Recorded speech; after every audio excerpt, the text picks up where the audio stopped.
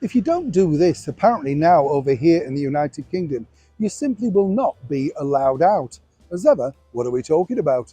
Hi, good morning. Neil Sean here. Nice to see you. Hope you're well today.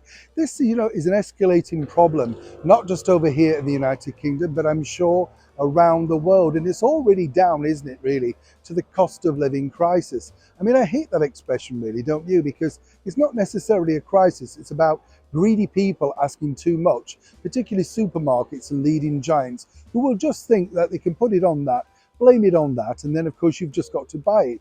But of course a lot of people are being very shrewd and clever, aren't they? Looking back to what their mothers, their fathers, their great grandparents did on how to save and economize. And why not? Best idea.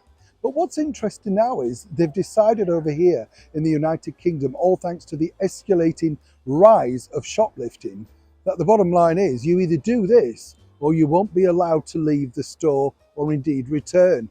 Threatening behaviour, as ever. Let me explain. We've seen a massive rise of shoplifting over here in the United Kingdom, but the bottom line is, and I don't know if it's like this, and this is why I wanted to share it with you here on the show, because apparently the police won't come out. It's up really to the retailer to do it. Of course, you've got security at doors, but they don't want to get involved because of fear of knife crime or being hurt, and rightly so.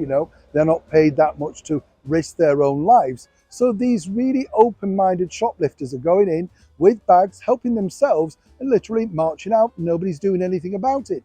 Well, you are, because you are paying for it. The store don't provide adequate security. But now a discount retailer over here in the United Kingdom called Aldi have decided that unless you present your empty shopping bags by placing them on the till conveyor belt, where an assistant will look into them to decide if they're empty or not, then you won't be served and you will not be allowed to purchase things from there. If they did find things, naturally you would be asked to leave the store and never to return. Now, I don't know about you, but this is becoming ridiculous in many respects, because not everybody, like you and me, are shoplifters, but we're going to be treated like criminals when you're standing there just to make small purchases. Meanwhile, the people who are a little bit more threatening, thug you like, as it were, will be able to march in, help themselves. And once again, it's the helpless victim, isn't it? The law-abiding citizen that would take the brunt. My argument has always been, and I'm sure you'll agree with me on this, if they went back to old-fashioned service where, yes, there were certain details that you could pick up from shelves, but the more expensive items were served to you, then they wouldn't have such a major problem. They want to cut back on staff, they want to cut back on people serving you at the till, and more importantly now, you're going to be classed as a criminal unless you adhere to their latest missive. I'd love to know whether this happens in your part of the world. More importantly, do you agree? Do you think this is a good move?